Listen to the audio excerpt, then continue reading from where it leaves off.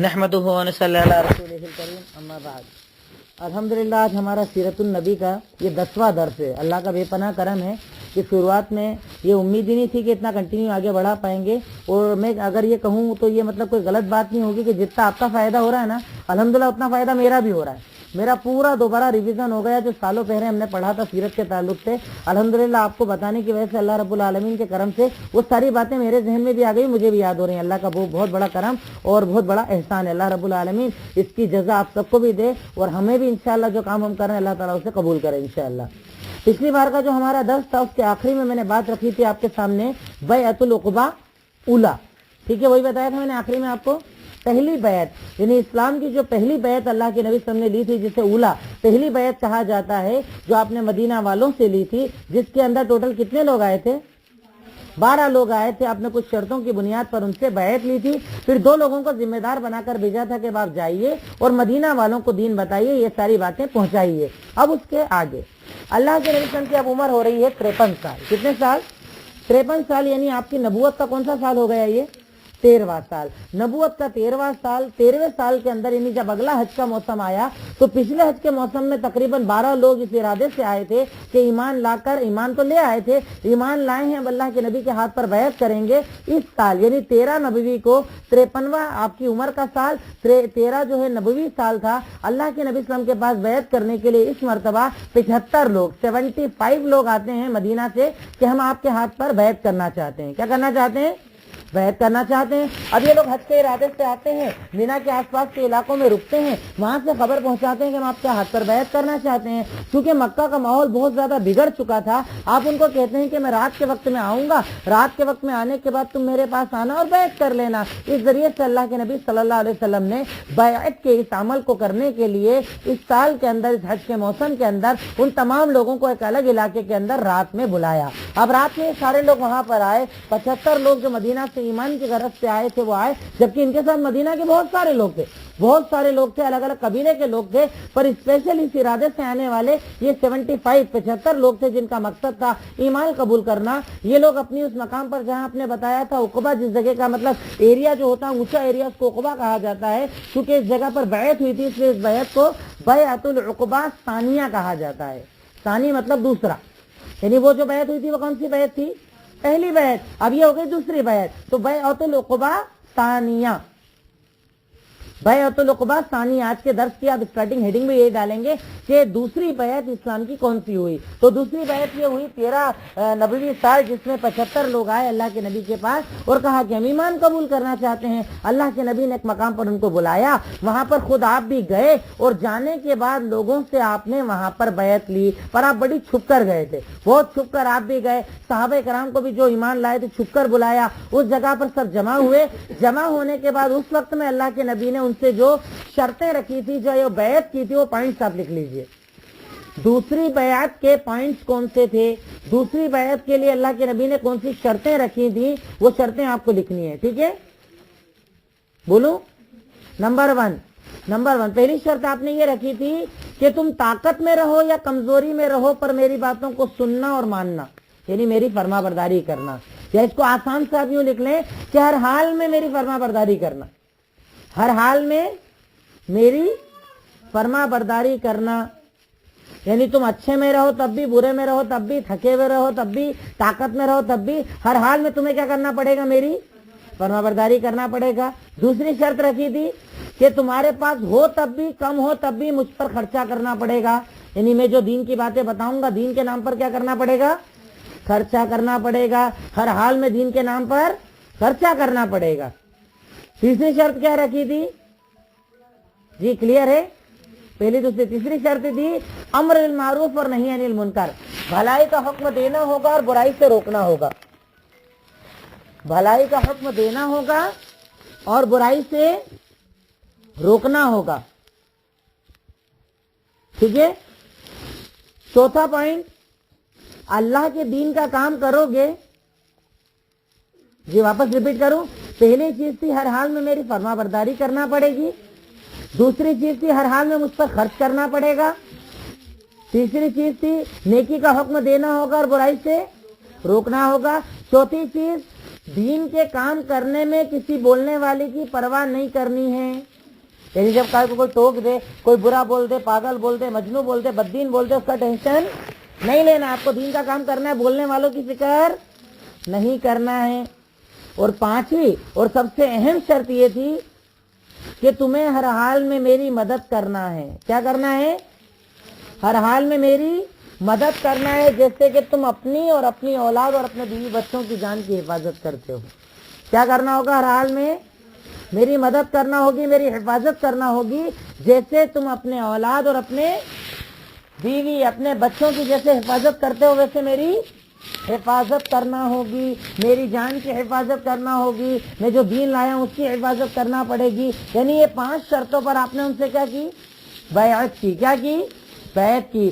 ہر حال میں میری بات پر فرما برداری کرنا پڑے گی, ہر وقت مجھ پر خرچ کرنا پڑے گا, بھلائی کا حکم دینا ہے, برائی سے روکنا پڑے گا. اور چوتھا نمبر, کسی بولنے والے کی پرواہ نہیں کرنا ہے. اور 5ویں شرط, ہر حال میں میری مدد کرنا ہے, میری حفاظت کرنی ہے, جیسے تم اپنے بیوی بچوں کی حفاظت کرتے ہو. اب جب آپ نے ان لوگوں سے بیعت لے لی, بیعت لینے کے بعد آپ نے 12 ذمہ دار بنائے. کیا بنائے؟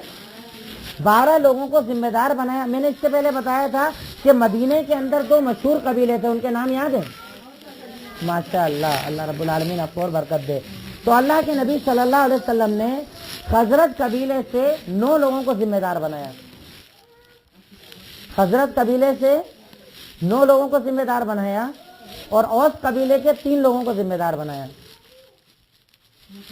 خزرج قبیلے کے 9 لوگوں کو ذمہ دار بنایا, اوس قبیلے کے 3 لوگوں کو ذمہ دار بنایا کہ اب آپ میرے نقیب ہو, میرے ذمہ دار ہو. جو میں نے آپ کو بیعت لی ہے, جو دین بتایا, وہ پورے مدینہ کے اندر جا کر اس کو کیا کر دو؟ عام کر دو, پھیلا دو, لوگوں کو بتا دو, تاکہ انہیں پتہ چل جائے کہ دین اسلام کیا ہے, دین کی تعلیمات کیا ہے, حلال اور حرام کی تمیز کرنا وہ سیکھ جائے, اللہ کے نبی کی زندگی ان کی تعلیمات پہنچ جائے. اس لیے آپ نے 12 لوگوں کو کیا بنایا تھا؟ ذمہ دار بنایا تھا. میں چاہوں تو یہ نام بھی ذکر کر سکتا ہوں, صرف نام آپ سن لیجئے, کیونکہ یاد رکھنا ہے, لکھنا بڑا مشکل ہو جاتا ہے. حضرت سے جو آپ نے 9 لوگ ذمہ دار بنائے تھے, ان میں سعد ابن ابی وقاص, سعد ابن, آپ اسے سن لیجئے, یا آڈیو اگر کوئی بناتے ہیں گروپ پر میں بھی ویسے ڈالتا ہوں اس کو, آپ چاہیں تو بعد میں اس ناموں کو نوٹ کر لیجئے گا. سعد ابن وقاص, سعد ابن ربی, عبداللہ بن رواحہ, رافع بن مالک, حضرت برا, عبداللہ ابن عمر, عبادہ بن صامت, سعد ابن عبادہ اور منذر بن عمیر. آپ نے ان لوگوں کو کیا بنایا تھا؟ خزرج کا ذمہ دار بنایا تھا. 3 لوگوں کو اوس کا ذمہ دار بنایا تھا, اسید بن حضیر, سعد بن خیثمہ اور رفاعہ نام تھا ان صحابی کا. ان 3 لوگوں کو آپ نے اوس کا ذمہ دار بنایا تھا کہ بھئی آپ کا کام ہے دین کو پھیلانا, پہنچانا. اب جیسے ان لوگوں نے بیعت کی, بیعت کر کے اللہ کے نبی نے کہا تم جلدی سے یہاں سے نکل جاؤ, کہیں کفار قریش کو پتہ نہ چل جائے. آپ جانتے ہیں اس دور کے اندر ابلیس بار بار انسانی شکل میں آتا تھا. ابلیس کیا کرتا تھا؟ انسانی شکل میں آتا تھا, اور کفار مکہ کو مشورہ دیا کرتا تھا, ایسا کرو, دین کو ایسے روکو, دعوت کو ایسے روکو. جیسے ہی یہ لوگ بیعت کر کے نکلنے لگتے ہیں, یہ شیطان انسانی شکل کے اندر آتا ہے اور زور سے چلاتا ہے کہ قریش والوں حفاظت کرو, تمہارے علاقے برباد ہو رہے ہیں, تمہارا دین برباد ہو رہا ہے. یہ لوگ دوڑ کر آتے ہیں, وہاں پر دیکھتے ہیں کوئی بھی نظر نہیں آتا ہے, سب جا چکے تھے. تو وہ انسانی شکل میں آیا ہوا شیطان بتاتا ہے کہ مدینہ سے آئے ہوئے لوگوں نے ابھی یہاں پر بیعت کی ہے, تو ابھی کیا کرتے ہیں؟ کون سے خیمے میں جاتے ہیں؟ کہاں جائیں گے یہ مکہ والے؟ مدینہ والوں کے خیمے میں. کہاں جائیں گے؟ جیسے اس دور کے اندر بھی لوگ آتے تھے, خیمے لگاتے تھے, رکتے تھے, یہ مدینہ والوں کے پاس آئے. اب چونکہ مدینہ والوں تو چھپ کر گئے تھے, اور بہت ساروں کے بیچ میں صرف 75 لوگ گئے تھے, ان کو پتا تھا نہیں. سارے لوگوں کو جمع کر کے مکہ والوں نے بولا کیا تمہارے درمیان کوئی نکل کر بیعت کرنے گیا تھا؟ تو انہوں نے کیا بولا؟ ایسا کچھ بھی نہیں ہوا. یہاں پر کیا کہا؟ یہاں ایسا کچھ بھی نہیں ہوا, کیونکہ اللہ کے نبی صلی اللہ علیہ وسلم کیسے گئے تھے؟ چھپ کر گئے تھے. اور صحابہ کیسے آئے تھے؟ چھپ کر آئے تھے. اس لیے کسی کو بھی ان کی بیعت کا پتہ نہیں چلا. اس ذریعے سے یہ دوسری بیعت, جسے بیعت العقبہ ثانیہ کہا جاتا ہے, یہ مکمل ہوئی. اب جب یہ بیعت مکمل ہو گئی اور اللہ کے نبی نے دیکھا کہ مدینہ کے اندر میرے ساتھی بہت سارے ہو گئے ہیں, حفاظت کرنے والے ہو گئے ہیں, صحابہ کو پناہ دینے والے ہو گئے ہیں, تو اب آپ نے صحابہ کو ہجرت کی اجازت دے دی. کس چیز کی اجازت دے دی؟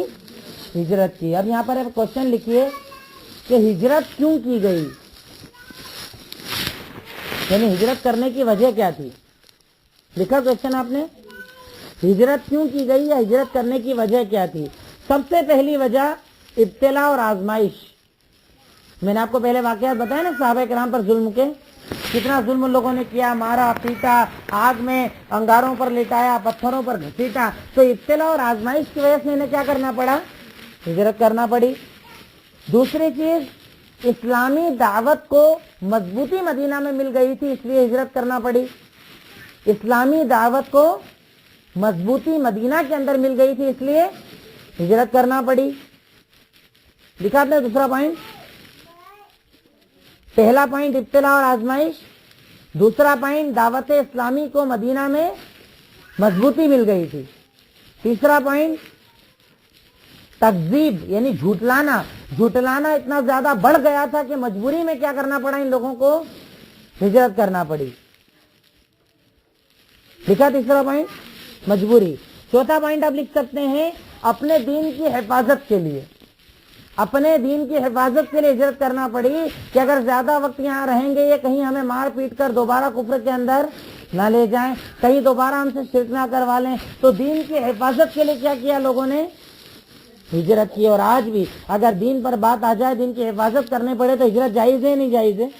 जायज है। अगर कहीं आप ऐसी जगह हैं जहां आपको दीन पर अमल नहीं करने दिया जा रहा है, हलाल से रोका जा रहा है, हराम पर मजबूर किया जा रहा है, तो आप हिजरत कर सकते हैं। हिजरत हर दौर के अंदर जायज है। तो मैंने मुख्तसर सा बताया कि हिजरत क्यों की गई या हिजरत करने की वजह क्या थी। 4 पॉइंट याद रहेंगे आपको इंशाल्लाह, ठीक है।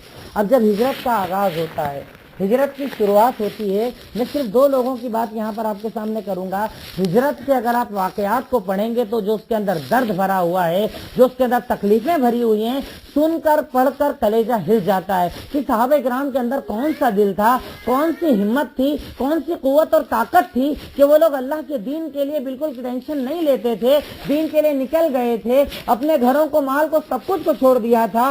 इस सिलसिले में सबसे मशहूर हिजरत की थी हजरत अबू सलमा रज़ियल्लाहु ताला अन्हु ने। इनका नाम लिखिएगा, हजरत अबू सलमा, हजरत अबू सलमा रज़ियल्लाहु ताला अन्हु। इन्होंने क्या किया, जब अल्लाह के नबी ने कहा कि भाई अब हिजरत कर सकते हो, मदीना जा सकते हो, इन्होंने क्या किया, अपना सारा माल जमा किया। क्या किया? सबसे पहले अपना माल जमा किया। उनका एक बेटा था, उसे साथ में लिया। इनकी बीवी थी उम्मे सलमा, उन्हें साथ में लिया। और सब कुछ लेकर कहाँ जाने लगे? मदीना। कहाँ जाने लगे?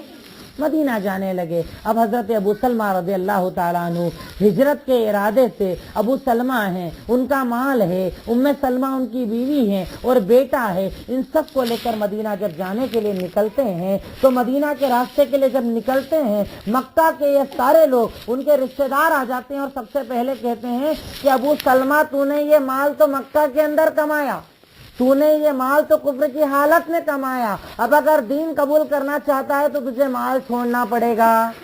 देख रहे हैं आप आजमाइश, आज अपने पास माल की आजमाइश आ जाए, अच्छे अच्छों के पैर लड़खड़ा जाते हैं। सबको बंगला चाहिए, गाड़ी चाहिए, स्टेटस चाहिए, हलाल हराम की कोई तमीज नहीं है। धोखे से आए, लोन लेकर आए, 2 नंबर के धंधे से आए, कहीं से भी आए, हराम चाहिए। साहबी रसूल को बोला गया या तो दीन ले ले या तो माल ले ले, आपने एक झटके में सारा माल छोड़ दिया, ले जाओ सारा माल, मुझे नहीं चाहिए। अब जब थोड़ा आगे बढ़े, उनके बीवी के खानदान वाले आ गए और कहा, अबू सलमा, तेरा निकाह तो कुफ्र की हालत में हुआ था, तू इस्लाम कबूल करना चाहता है, तू हिजरत करना चाहता है, तो तुझे बीवी को वापस करना पड़ेगा। उन्होंने क्या किया? बीवी को भी घर वालों को वापस लौटा दिया। अपने बच्चे को लेकर जरा आगे निकलते हैं, इनके घर वाले भी आ जाते हैं, बीवी के घर वाले आ जाते हैं, बच्चे के दोनों हाथों को पकड़कर खींचते हैं और कहते हैं, अबू सलमा, ये औलाद तो कुफ्र के अंदर हुई, अगर दीन चाहता है तो औलाद को भी छोड़ना पड़ेगा। इतनी जोर से उस बच्चे को खींचा कि उसके दोनों हाथ उतर गए। क्या हो गए? दोनों हाथ उतर गए। पर अबू सलमा रज़ियल्लाहु ताला अन्हु ने इसकी भी फिक्र न की, बीवी, बच्चे, माल सब कुछ छोड़कर कहाँ चले गए? मदीना की तरफ चले गए। कहाँ चले गए? सोच रहे हैं आप? तस्वीर कीजिए, इमेजिन कीजिए, जरा सोच कर देखिए क्या हालात रहे होंगे, किस हालात के अंदर उन्होंने सफर किया होगा। आज आप मक्का से मदीना जाएं, 420 किलोमीटर है, और आप जब मक्का से मदीना जाते हैं ना, तो तकरीबन ये वही रोड है जिस पर अल्लाह के नबी ने हिजरत की थी। यानी जो जो गाँव से, जो जो इलाकों से आप गुजरे थे, उन्हें ढूंढ कर ये पूरा तरीकुल हिजरा बनाया गया, जिसे कहीं कहा ही जाता है तरीकुल हिजरा। उस पूरे रास्ते से आप गुजरे। आज रोड है, तब तो पहाड़ थे, रेगिस्तान था, पथरीली जमीन थी, गर्मी की शिद्दत थी, पर अल्लाह के नबी ने और सहाबा किराम ने उन सारी सऊबतों को, तकलीफों को बर्दाश्त करके हिजरत का सफर किया। तो पहला वाकया मैंने किनका बताया? हजरत अबू सलमा। दूसरे मशहूर सहाबी जिन्होंने हिजरत की, उनका नाम था सुहैब रूमी। स्वाद, छोटा हा, या और बा, सुहैब रूमी। सुहैब रूमी की खासियत ये थी कि मक्का के अंदर बहुत पैसे वाले इंसान थे, बहुत अच्छी इनकी तिजारत थी, बड़ा अच्छा बिजनेस था। जब ये हिजरत का इरादा करते हैं, अपना माल जमा करते हैं, हिजरत का इरादा करके निकलने लगते हैं, कुफ्फारे मक्का कहते हैं कि सारा माल तो यहाँ से कमाया है, ये सारी दौलत तो यहाँ से कमाई है, हम तुझे जाने नहीं देंगे। तो सुहैब रूमी कहते हैं कि अगर मैं ये माल तुम्हें दे दूं, मुझे जाने दोगे, मुझे इस्लाम पर रहने दोगे, मुझे मेरी उस बस्ती की तरफ जहाँ पर ईमान वाले हैं जाने दोगे? उन्होंने कहा हाँ जाने देंगे। पूरा माल छोड़कर एक झटके के अंदर कहां चले गए? मदीना की तरफ। अल्लाह के नबी को जब इस वाक़े का पता चला, सही बुखारी के अंदर आपने इरशाद फरमाया कि रबिहा सुहैब, और रबिहा सुहैब, कि सुहैब ने बहुत अच्छी तिजारत करी। सुहैब ने क्या की? बहुत अच्छी तिजारत की। कि माल देकर उसने क्या ले लिया? आखिरत को ले लिया, जन्नत को ले लिया, अपनी आखिरत को आसान कर लिया। यानी इसने बहुत अच्छी तिजारत कर ली। इससे पता चलता है कि आज भी अगर दीन पर बात आ जाए तो माल से बढ़कर हमारे लिए क्या होना चाहिए? दीन होना चाहिए। आज लोग अपने दीन को बेच देते हैं, अपने दीन को फरोख्त कर देते हैं, जरा से फायदे के लिए, जरा से दुनिया फायदे के लिए अपने आप को बेच देना, अपने दीन को बेच देना, अपने शायर को बेच देना और गैरों की तरह बन जाना, हिंदुओं के रस्म रिवाज पर अमल करना, यह आज हमारी जिंदगी बना हुआ है। जबकि सहाबा किराम ने अपना सब कुछ देकर क्या कबूल किया था? दीन कबूल किया था। तो सुहैब रूमी का ये वाक़या आपके ज़हन में रहेगा। अब इसके बाद जब सहाबा किराम हिजरत करने लगते हैं, सहाबा किराम की हिजरत का दौर शुरू हो जाता है। अल्लाह के नबी सल्लल्लाहु अलैहि वसल्लम खुद भी इरादा रखते हैं। उस दौर के अंदर सफर का महीना था। कौन सा महीना था? सफर का महीना था। 13 नबवी साल, 53 साल की आपकी उम्र। सफर के महीने के अंदर एक मीटिंग बुलाते हैं कुफ्फारे कुरैश। कौन बुलाते हैं? कुफ्फारे कुरैश। और उनकी मीटिंग का जो हॉल था उसका नाम था दारुन नदवा। क्या नाम था? दारुन नदवा। आप दारुन नदवा के अंदर एक मीटिंग बुलाते हैं कुफ्फारे कुरैश, सारे लोग वहां पर जमा होते हैं, एक मीटिंग का अरेंजमेंट किया जाता है। और उस मीटिंग का मकसद ये होता है, उस मीटिंग को करने का मकसद ये होता है कि यहाँ पर बैठकर हम ये देखें कि इतने सारे लोग भाग भाग कर मदीना जा रहे हैं, कहीं ऐसा ना हो कि अल्लाह के नबी भी चले जाएं और मदीना के अंदर मुसलमानों की ताकत बन जाए। इसलिए मीटिंग का मकसद क्या था? अल्लाह के नबी को रोकना। क्या मकसद था मीटिंग का? ठीक है। तो अगर आपसे कोई पूछे कि अल्लाह के नबी की हिजरत के पहले एक मीटिंग हुई थी, तो क्या कहेंगे? हुई थी। मीटिंग कहाँ पर हुई थी? दारुन नदवा में। और मीटिंग का मकसद क्या था? रोकना। अब वहां पर यही हजरत दोबारा गए थे। कौन? हाँ, ये इब्लीस दोबारा गया, एक बूढ़े की शक्ल में आया, नजदी बूढ़े की शक्ल के अंदर आया और वहां पर सारे लोगों के साथ जमा होकर वो भी बैठ गया। अब मीटिंग शुरू हुई। भाई अल्लाह के नबी सल्लल्लाहु अलैहि वसल्लम के साथ ही हिजरत कर रहे हैं, अगर ये भी मदीना पहुंच गए तो वहां पर क्या बन जाएगी? इनकी हुकूमत बन जाएगी, ताकत हो जाएगी, कुव्वत हो जाएगी, तब इनको रोकना जरा मुश्किल हो जाएगा। तो अब क्या करो अपन? इनको कैसे रोका जाए? तो वहां पर 3 बातें आती हैं, 3 मशवरे आते हैं। कितने मशवरे आते हैं? सबसे पहला मशवरा आता है कि इन्हें लोहे का कैद खाना बनाओ और उसके अंदर कैद कर दो। लोहे का कैद खाना बनाओ और इन्हें कैद कर दो। सबसे पहली राय आती है कि इन्हें कैद करके रख दो। ठीक है। तो जब ये राय आती है तो वही शैतान बोलता है कि ऐसा करोगे तो काम इतना आसान नहीं रहेगा, इनके साथी चुप नहीं बैठेंगे, वो आएंगे और उन्हें निकाल कर ले जाएंगे। तो ये राय बेकार है। क्या ये राय? बेकार है। दूसरी राय, ऐसा करो इन्हें मक्का की सरजमीन से बाहर निकाल कर फेंक दो। क्या करो? मक्का की सरजमीन से बाहर निकाल दो। फिर वो बुड्ढा बोलता है कि अगर ऐसा करोगे तो इनके लिए तो और आसानी हो जाएगी, मदीना जाना क्या हो जाएगा इनके लिए? बहुत ज्यादा आसान हो जाएगा। अब तीसरी राय देता है अबू जहल। कौन राय देता है? अबू जहल। अबू जहल ये राय देता है कि ऐसा करो, मक्का के अंदर इस वक्त जितने मशहूर कबीले हैं उन कबीले के एक एक नौजवान को तैयार करो। ये सारे 11 कबीले के 11 नौजवान अल्लाह के नबी के घर पर जाएं और एक साथ मिलकर उन्हें क्या कर दें? कत्ल कर दें। क्या कर दें? कत्ल कर दें। तो इससे फायदा क्या होगा? अब अगर 11 कबीले एक साथ उन्हें कत्ल करेंगे तो मोहम्मद और रसूलुल्लाह का कबीला उनसे बदला ले पाएगा? एक कबीला कैसे लेगा 11 से बदला? तो वो क्या करेंगे? दियत ले लेंगे। क्या ले लेंगे? कत्ल की दियत आप जानते हैं क्या है? किसी को पता है? कत्ल अगर किसी ने किसी को किया है तो दियत में क्या दिया जाता है? 100 ऊंट दिए जाते हैं।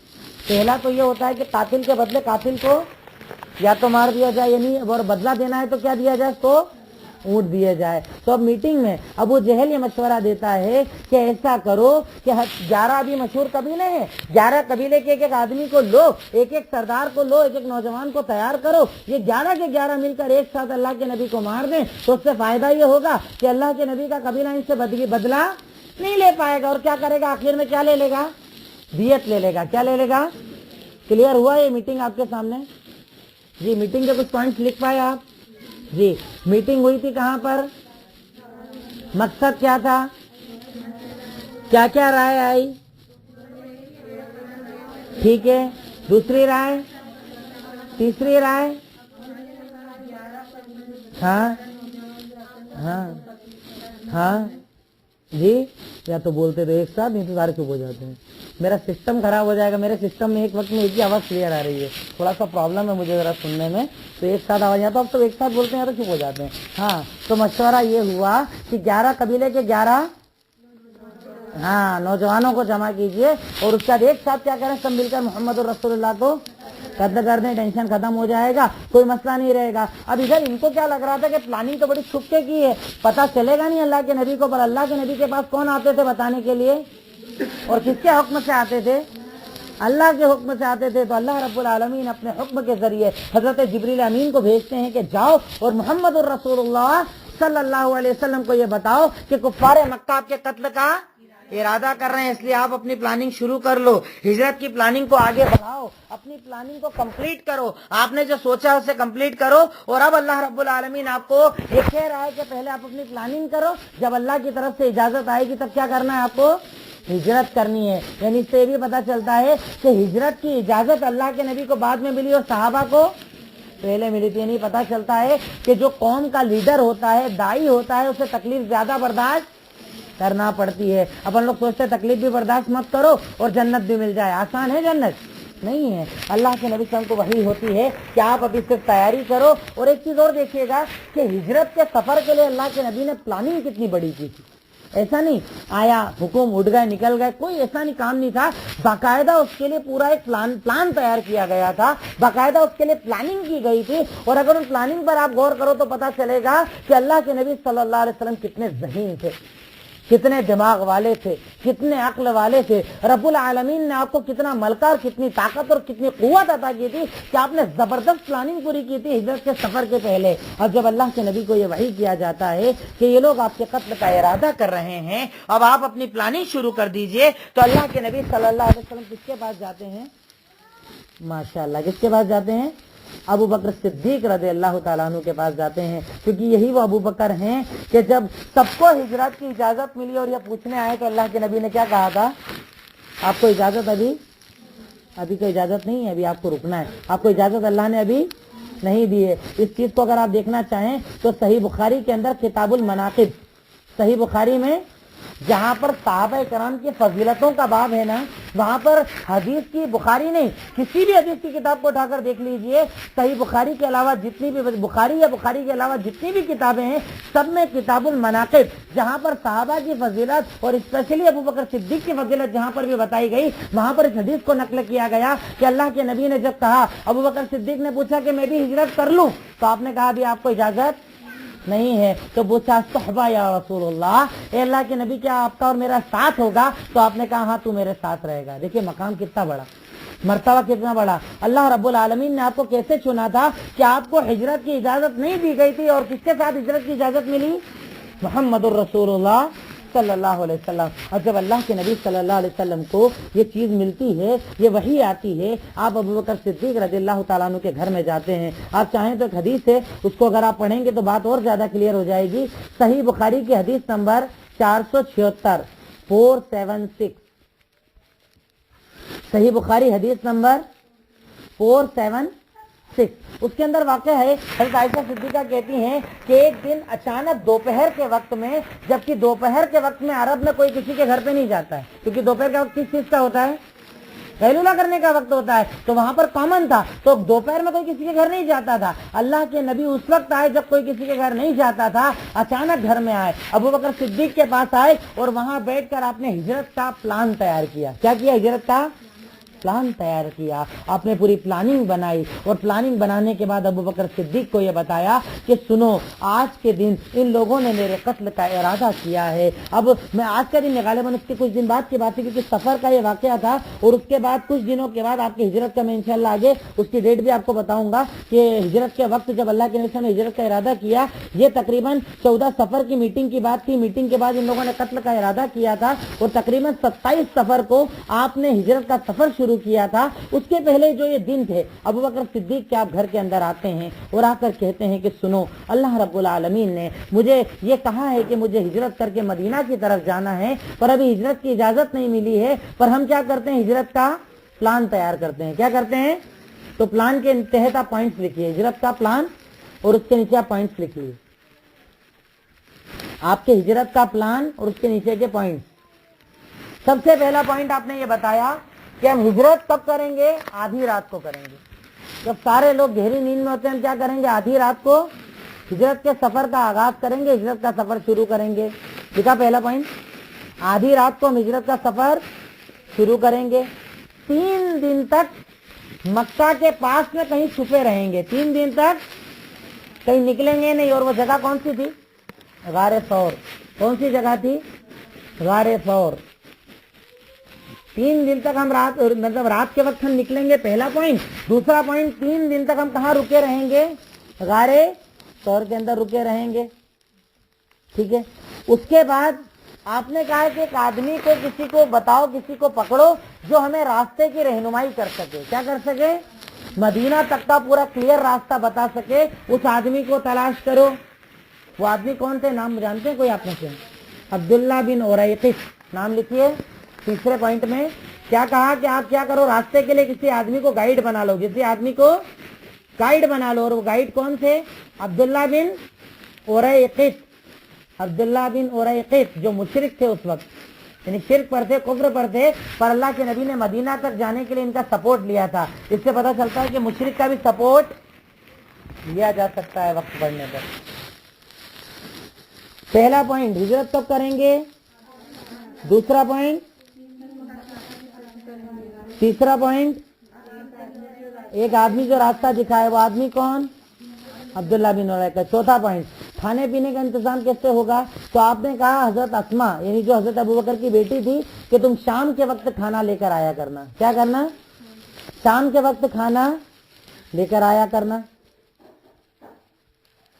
پانچواں پوائنٹ، عبداللہ جو ابو بکر صدیق کے بیٹے تھے، عبداللہ جو ابو بکر صدیق کے بیٹے تھے، لکھا پانچواں پوائنٹ، عبداللہ جو ابو بکر صدیق کے بیٹے تھے، انہیں کہا کہ تم دن بھر مکہ میں گھومنا، اور لوگ ہمارے بارے میں کیا پلاننگ کر رہے ہیں وہ پتا کرنا، اور شام کو آ کر ہم کو بتانا۔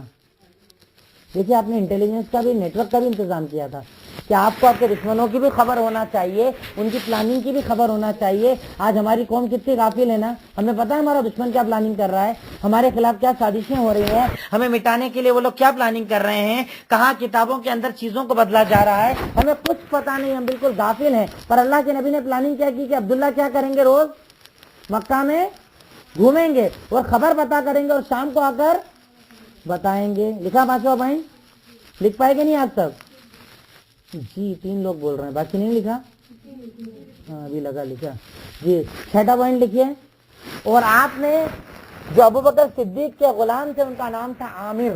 کیا نام تھا؟ عامر۔ ان کو کہا کہ تم بکری دن بھر چرایا کرنا، اور جب اسما اور عبداللہ غار سے جائیں تو تم ان کے پیچھے بکریاں چراتے ہوئے چلے جانا، تاکہ پیروں کے نشان مٹ جائیں، پیروں کے نشان مٹ جائیں۔ تو عامر بن فہیرہ نام تھا ان کا۔ عامر کیا کرتے تھے کہ بکریاں چراتے چراتے چراتے غار کے قریب جاتے، یہ دونوں حضرات بکری کا دودھ پی لیتے، اور جب ساری بات چیت ہو جاتی تو ان دونوں کے پیچھے پیچھے کیا لے کر چلے جاتے؟ بکری۔ تو اس سے قدم کے نشان مٹ جایا کرتے تھے۔ دیکھیں نا کتنی لمبی پلاننگ کی تھی آپ نے۔ کوئی کام بنا پلان کے نہیں ہوتا۔ ہمارے شادی بنا پلان کے ہو جاتی ہے، ولیمے بنا پلان کے ہو جاتے ہیں، گھر ٹرانسفر ہو رہے ہیں بنا پلان کے، कुछ भी प्लानिंग नहीं होती, कोई प्लानिंग नहीं है। हाथ में पैसा नहीं है, 20-50 का मकान खरीद लो, 30-50 का बंगला बुक कर लो। ताकत नहीं है, कुव्वत नहीं है, इधर लोन, इधर 2 नंबर का पैसा, उधर उधारी का पैसा। अल्लाह के नबी का हर काम प्लानिंग के साथ होता था। बिना प्लानिंग के कभी आप कोई काम नहीं करते थे। एक मोमिन को हर काम का प्लान करना चाहिए। अब अल्लाह के नबी का ये पूरा प्लान, ये पहले तो क्या बताया आपने, सबसे पहला पॉइंट रात को निकलेंगे, दूसरा पॉइंट 3 दिन वहीं रहेंगे, तीसरा पॉइंट माशाल्लाह, चौथा पॉइंट माशाल्लाह, 5वां पॉइंट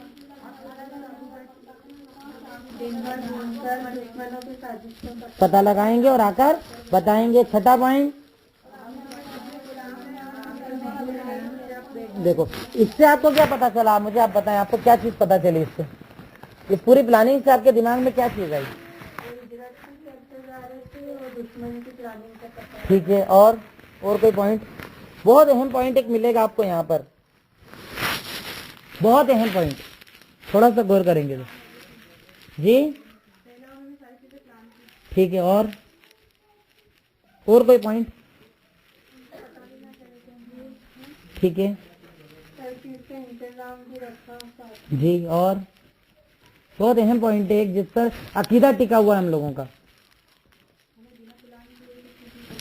सबसे बुनियादी चीज ये कि हमारे यहाँ जो लोग अकीदा रखते हैं अल्लाह के नबी सल्लल्लाहु अलैहि वसल्लम के बारे में उल्टे सीधे, उनके लिए ये दलील है कि अल्लाह के नबी नबी होकर भी दुनिया के वसीलों को इस्तेमाल करते थे। भाई आप नबी थे ना, आप चाहते थे डायरेक्ट अल्लाह आपको आसमान पे उठा के जब मेराज करवा सकता है तो मदीना पहुंचा सकता है कि नहीं?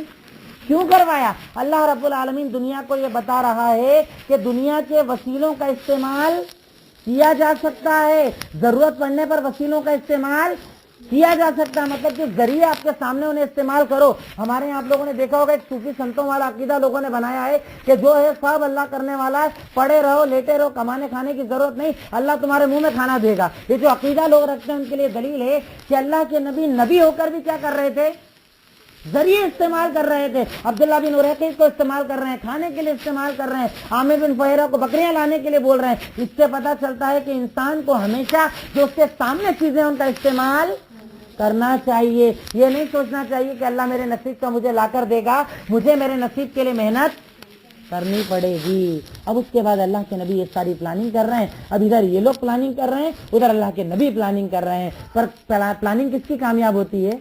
अल्लाह ताला की। किसकी प्लानिंग?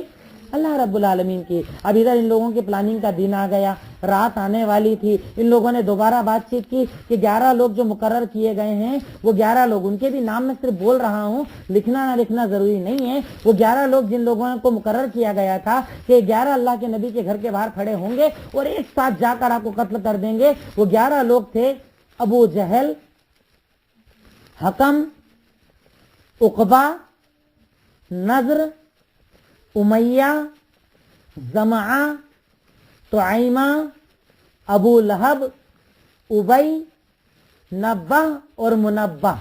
ये 11 लोग थे जो अल्लाह के नबी को कत्ल करने की साजिश करके आए थे, प्लानिंग करके आए थे, और हर इंसान एक अलग अलग कबीले का था। ये 11 लोग वहां पर जमा होते हैं, अल्लाह के नबी के घर के करीब आकर रात को प्लानिंग के तहत खड़े होते हैं। इधर अल्लाह के नबी सल्लल्लाहु अलैहि वसल्लम पहले ही अपने घर के अंदर किसको बुलाकर रखते हैं? किसको बुलाकर रखते हैं? अली इब्ने अबी तालिब रज़ियल्लाहु ताला अन्हु को। क्योंकि अली की खासियत ये थी कि अल्लाह के नबी से सबसे ज्यादा मुशाबिहत जिस्मानी तौर पर किसकी थी? हजरत अली इब्ने अबी तालिब की। किनकी थी? आप अली इब्ने अबी तालिब को यहाँ बिठाते हैं, घर के अंदर बुलाते हैं और बुलाकर ये कहते हैं कि अली सुनो, मेरे घर के अंदर कुफ्फार कुरैश की अमानतें रखी हुई हैं, ये सारी अमानतें तुम रखो, ये इसकी है, ये फलां की है, ये फलां की है, कल सबको लौटा देना और उसके बाद तुम भी मदीना आ जाना। अभी मैं जा रहा हूँ और तुम क्या करो, मेरी ये चादर लो और चादर को सर तक ओढ़कर बिस्तर पर लेट जाओ ताकि इनको ये लगे कि मैं सो रहा हूँ और मैं इनके बीच से निकल जाऊंगा। देख रहे हो प्लानिंग? ये दुश्मन आपके गेट पर खड़े हैं आपको कत्ल करने के लिए, आप अंदर अली इब्ने अबी तालिब को बुला रहे हैं। पहली बात तो ये पता चली कि आप अमानतें किसकी आपके पास होती थी? आपके दुश्मनों की। किसकी? सोचो, हमारे यहाँ तो दोस्तों की अमानतों में खयानतें हो जाती है, यहाँ तो दुश्मनों की अमानतों में भी खयानत نہیں ہوتی تھی. دشمنوں کی امانتوں کو لوٹانے کا انتظام کیا جا رہا ہے. کیا ذات تھی اللہ کے نبی کی, کیا کردار تھا اللہ کے نبی کا, کیا کیریکٹر تھا اللہ کے نبی کا, کیا آپ اپنے دشمنوں کی امانتوں کے لوٹانے کا انتظام کر رہے ہیں کہ علی یہاں رکنا, یہ امانتیں لوٹانا اور میری چادر اوڑھ کر لیٹ جانا. اب یہ لوگ سارے انتظار کر رہے ہیں گیٹ کے باہر کھڑے ہو کر. اللہ کے نبی نے اندر پلاننگ کی, حضرت علی کو اپنے بستر کے اوپر لیٹایا اور لیٹا کر اللہ رب العالمین نے آپ کو یہ کہا کہ اب اپنے ہاتھ میں آپ مٹی لو. کیا لو؟ مٹی لو. اور مٹی کو کیا کرو؟ مٹی کو کیا کرو؟ ایک آیت آپ کو بتائی گئی سورہ یاسین کی آیت نمبر 9. سورہ یاسین آیت نمبر 9. یہ آیت پڑھتے جاؤ اور ان کے سر پر 11 لوگوں کے کیا ڈالتے جاؤ؟ مٹی. وہ آپ ان کے سامنے سے گزر گئے اور کسی کو بھی نظر نہیں آئے. اللہ تعالیٰ آیت کے اندر کہتا ہے وَجَعَلْنَا مِن بَيْنِ أَيْدِيهِمْ سَدًّا وَمِنْ خَلْفِهِمْ سَدًّا فَأَغْشَيْنَاهُمْ فَهُمْ لَا يُبْصِرُونَ. کہ اللہ تعالیٰ کہتا ہے کہ ہم نے ان کے آگے اور پیچھے ایسی دیوار بنا دی تھی کہ انہیں اس کے بعد کچھ بھی نظر. اللہ اکبر. دیکھو اللہ رب العالمین جب حفاظت کرنے پر آئے تو ہمیں کوئی پریشان کر سکتا ہے؟ یہ عقیدہ پتہ چلتا ہے کہ آپ دشمنوں کے بیچ سے نکل جاؤ گے اور اللہ آپ کی حفاظت کروائے گا. اور اسی کے ساتھ ساتھ اللہ تعالیٰ اس پوری ہجرت کا ذکر سورہ انفال آیت نمبر 30 اور اس کے بعد کی آیتوں میں کرتا ہے. سورہ انفال آیت نمبر, اور وہ جو آیت اللہ کے نبی نے پڑھی تھی وہ کہاں تھی؟ سورہ یاسین آیت نمبر 9. اور یہ آیت جس میں اللہ نے ہجرت کا ذکر کیا ہے, اللہ تعالیٰ کہتا ہے وَإِذْ يَمْكُرُ بِكَ الَّذِينَ كَفَرُوا لِيُثْبِتُوكَ أَوْ يَقْتُلُوكَ أَوْ يُخْرِجُوكَ. کہ اللہ تعالیٰ کہتا ہے جب یہ سارے کفار مکہ پلاننگ کر رہے تھے کہ آپ کو یا تو پکڑ لیں یا تو قتل کر دیں یا تو آپ کو نکال دیں, تو یہ سارے پلاننگ کر رہے تھے اور اللہ بھی پلاننگ کر رہا تھا. پر سب سے بیسٹ پلانر اس دنیا کے اندر کون ہے؟ اللہ رب العالمین. اللہ نے کہا یہ سب پلاننگ ادھر کر رہے تھے, میں پلاننگ ادھر کر رہا تھا, اور پلاننگ اس کی چلتی ہے جو اللہ رب العالمین ہے. اللہ کے سوا کسی کی پلاننگ کام نہیں آتی ہے. ان لوگوں نے پلاننگ کی, گھر کے باہر کھڑے بھی ہو گئے, پر اللہ کے نبی کو جب اللہ تعالیٰ نے کہا کہ آپ یہ آیت پڑھتے جاؤ, سب کے سروں پر مٹی ڈالتے چلے جاؤ, آپ نے مٹی ڈالی. آدھی رات کے اندر آپ سب کے سامنے سے نکل گئے, کسی کو پتا نہیں چلا. ادھر وہ جو پھر وہی واپس آ گیا. کون حضرت؟ کیا نام تھا اس کا؟ وہی ابلیس جو ہم لوگ بہت آتا ہے نا, تھوڑا سا میں کیا چاہتا, تھوڑا سا تو کر لو, تھوڑا سا یہ, تھوڑا سا وہ, ذرا سا ادھر کا, تھوڑی سی غیبت, تھوڑا سا حسد, تھوڑا سا کینہ کپٹ, تھوڑی سی سازش, تھوڑا سا ادھر ادھر کے لگانا, یہ جو کرواتا ہے نا وہی آیا اور چلا کر بولتا ہے تم 11 یہاں کھڑے ہو تو نکل گئے, تم 11 یہاں پلاننگ کر رہے اور وہ کیا ہو گئے, نکل گئے. پر اللہ کے نبی کی پلاننگ اتنی مضبوط تھی کہ جیسے گیٹ کھول کر دیکھا تو کون لیٹے ہوئے تھے؟ حضرت علی. کہاں تک چادر اوڑھ رکھی تھی؟ سر تک. تو بولتے تو جھوٹ بول رہا ہے, تو اندر لیٹے ہوئے ہیں. تو جھوٹ بول رہا ہے, یہ تو اندر لیٹے ہوئے ہیں. تو اندر لیٹے ہوئے یہ مان کر پھر گیٹ کو دھیرے سے بند کیا جاتا ہے اور صبح تک وہیں کھڑے رہتے ہیں. ادھر اللہ کے نبی آدھی رات کو ابو بکر صدیق کے گھر جاتے ہیں اور جا کر کہتے ہیں وہ جو 2 اونٹنی ہم نے تیار کی تھی نا, اچھا اس جو آپ نے وہ لکھا تھا نا پلاننگ کے اندر 7واں پوائنٹ لکھ لینا کہ آپ نے 2 اونٹنی کو تیار کرنے کا بھی حکم دیا تھا کہ 2 اونٹنی کو سفر کے لیے ریڈی کرو. لکھ لیا؟ 7واں پوائنٹ ہے وہ, لکھ لیجئے گا. 2 اونٹنیاں سفر کے لیے تیار کرو. ہمارے یہاں تو سفر کے پہلے کار بھی چیک نہیں کرتے, پنچر ہوا ہے کہ نہیں, ڈیزل ہے کہ نہیں, آئل ہے کہ نہیں, اور اندور کے باہر نکلے پھر فون لگاتے گاڑی خراب ہو گئی. دیکھو اللہ کے نبی کیسی پلاننگ کر رہے ہیں کہ اونٹنیاں بھی پہلے تیار کروائی آپ نے کہ تاکہ سفر کے اندر کوئی پریشانی نہیں آئے. دیکھیے اللہ کے نبی کی پلاننگ کتنی مضبوط تھی. آپ ابو بکر صدیق کے گھر جاتے ہیں اور کہتے ہیں کہاں ہے وہ 2 اونٹنیاں, نکالو ان کو. ان دونوں کو نکالا جاتا ہے. پھر اللہ کے نبی سیدھے کس طرف جاتے ہیں؟ غار ثور کی طرف. کہاں جاتے ہیں؟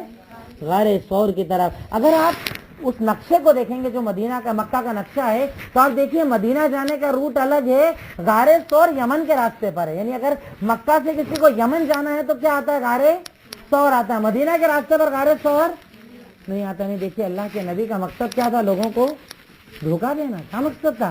کہ یہ لوگ چاہ کر بھی مجھے ڈھونڈ نہ پائیں. پلاننگ اتنی مضبوط کی تھی کہ وہ ڈھونڈیں گے ادھر کی طرف اور میں بیٹھا ہوں کس طرف؟ غار ثور کی طرف. غار ثور یمن کے راستے پر. اللہ کے نبی صلی اللہ علیہ وسلم اس غار کے قریب جاتے ہیں. اس غار کے تعلق سے ایک واقعہ بہت مشہور ہے, آپ نے بھی سنا ہوگا غالباً, ہمارے یہاں لوگ بہت زیادہ بتاتے ہیں. یہیں پر میں اپنی آج کی بات ختم کروں گا, غار ثور تک ہمارا آج کا درس رہے گا.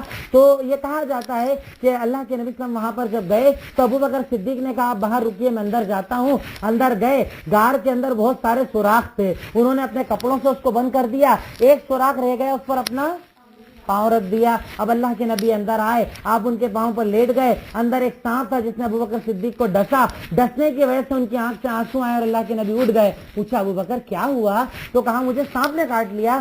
آپ نے اپنا لعاب دہن, اپنا لعاب لگایا اور وہ جگہ ٹھیک ہو گئی. پر یہ واقعہ صحیح نہیں ہے, صحیح حدیث سے ثابت نہیں ہے, اس لیے ہم اس کو بیان نہیں کرتے. میں بتاتا اس لیے ہوں تاکہ جب کہیں آپ سیرت بتائیں اور یہ چیز آپ کے سامنے آئے تو آپ کو کنفیوژن نہ ہو کہ ارے یہ تو ہم نے سنا ہی نہیں تھا. یہ واقعہ اس لیے میں نے آپ کو بتا دیا. اب ابوبکر صدیق رضی اللہ تعالیٰ عنہ, اللہ کے نبی صلی اللہ علیہ وسلم, یہ دونوں حضرات آدھی رات کے اندر غار ثور کی طرف جاتے ہیں. یہاں پر ایک چیز اور دیکھنے والی ہے, آپ آج فوٹو کے اندر نکال کر دیکھنا, غار ثور چھوٹی موٹی جگہ نہیں ہے, زمین کے اوپر یہ غار نہیں بنا ہے, پہاڑی ہے, اور پہاڑی بھی پتھریلے پہاڑوں والی پہاڑی ہے. کیا طاقت تھی اللہ کے نبی کی, کیا قوت تھی آپ کے اندر.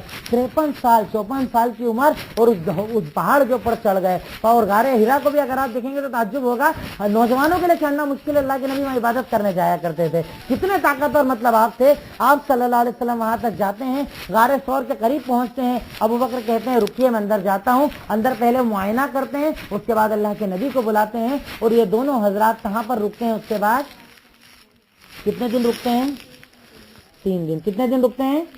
3 دن. اب یہ یہاں پر غار ثور کا بھی 1-2 واقعہ اور باقی ہیں. چونکہ میرا وقت مکمل ہو چکا ہے, میں یہیں پر اپنی بات کو ختم کر کے اگلا ہفتہ انشاءاللہ ہمارے جو درس ایگزام کے بعد جو ہمارا درس ہے وہ یہیں سے شروع ہوگا انشاءاللہ. ٹھیک ہے. تو آج کے درس کے اندر میں نے سب سے پہلے آپ کو کیا بتائی؟ دوسری بیعت, بیعت العقبہ ثانیہ. کتنے لوگ آئے تھے؟ کون سا ہجرت کا نبوت کا کون سا سال تھا؟ اور اللہ کے نبی کی عمر کتنی ہو گئی تھی؟ 53 سال. لوگ آئے, وہاں پر مشورہ ہوا, بیعت ہوئی. بیعت کی شرطیں کیا تھی؟ ہاں. دوسرا نمبر, تیسرا نمبر, چوتھا, پانچواں. ہاں ابھی میرا سسٹم پورا آن ہو گیا, سب سنائی دے رہی آواز سب کی مجھے ماشاءاللہ. ہاں اس کے بعد کتنے ذمہ دار بنائے آپ نے؟ 12. خزرج سے کتنے تھے؟ اوس سے ماشاءاللہ. جب چلے گئے اس کے بعد ہجرت کے سفر میں نے آپ کو 2 لوگوں کا واقعہ بتایا. کون کون؟ صہیب رومی اور ابو سلمہ رضی اللہ تعالیٰ عنہ. اس کے بعد کتنی تاریخ کو میٹنگ ہوئی تھی؟ 14 صفر. اور میٹنگ ہال کون سا تھا؟ دار الندوہ. کون کون سی رائے آئی اس کے اندر؟ پہلا رائے کون سی آئی تھی؟ قید میں کر دو. دوسری رائے باہر نکال دو. تیسری رائے ٹھیک ہے. اس کے بعد ہجرت کیوں کی گئی؟ پہلی چیز ابتلا اور آزمائش. دوسری چیز دعوت کو, دعوت اسلامی کو مضبوطی مل گئی. تیسری چیز جھٹلانا. کیا آپ لوگوں نے لکھا نہیں کیا؟ ارے خاموش, ایک ساتھ چھوٹ گیا تھا تو بولتے کیوں نہیں؟ آپ کو میرے نرسری کے بچے تھوڑی ڈر کے مارے بولتے نہیں, بول سکتے ہیں آپ. میں نے پہلے بھی کہا نا, کچھ سمجھ میں نہیں آئے تو بول لیا کیجیے. ایک بار ایک دم چپ ہو جاتے ہیں, مجھے ٹینشن ہو جاتا ہے, پتہ نہیں کہاں گیا. کیونکہ میں کیا صبح سے شام تک بولنے والوں کے بیچ میں ہی رہتا ہوں, بہت چلاتے ہیں میرے بچے تو. اس کے بعد اللہ کے نبی السلام نے جی چوتھا پوائنٹ دین کی حفاظت. ابھی سب بول کیا ہے آپ لوگ, مطلب یا تو چپ ہو جاتے ہیں, اس کا بول رہے. اچھا پیج چھوٹ گیا تھا آپ لوگوں کا, چلیے اللہ سب کو ملوا دے پیج. ٹھیک ہے. اس کے بعد وہی کر کے اللہ رب العالمین نے اللہ کے نبی کو بتایا تو اللہ کے نبی نے پلاننگ کی. پلاننگ کے پوائنٹس بتائیے. سب سے پہلا پوائنٹ رات کو, دوسرا پوائنٹ, تیسرا پوائنٹ, چوتھا پوائنٹ,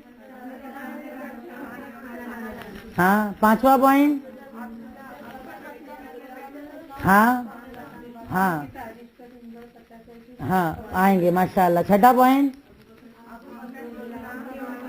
عامر بن فہیرہ بکری لے کر آئیں گے اور پیروں کے نشان مٹا دیں گے. اور 7واں پوائنٹ میں نے بعد میں بتایا ماشاءاللہ. پھر اس پلاننگ کے تحت کام شروع ہوتا ہے. ادھر 11 لوگ مارنے کے لیے تیار ہوتے ہیں, ان کے نام میں نے ذکر کیے. آپ گھر کے اندر کس کو لیٹاتے ہیں اپنے بستر پر؟ حضرت علی کو. اور کیا بولتے ہیں ان کو؟ سر تک اوڑھ لینا اور یہ ساری امانتیں لوٹا کر آنا. آدھی رات میں آپ ان کے بیچ سے نکل جاتے ہیں. کون سی آیت پڑھتے ہوئے؟ آیت نمبر 9, وَجَعَلْنَا مِن بَيْنِ أَيْدِيهِمْ سَدًّا وَمِنْ خَلْفِهِمْ سَدًّا فَأَغْشَيْنَاهُمْ فَهُمْ لَا يُبْصِرُونَ. یہ والی آیت پڑھتے ہوئے نکل جاتے ہیں. ان کی پلاننگ فیل ہو جاتی ہے. پھر ابوبکر صدیق کو لے کر آپ کون سے غار پہ جاتے ہیں؟ غار ثور. الحمدللہ. اللہ تعالیٰ سب کو جزائے خیر.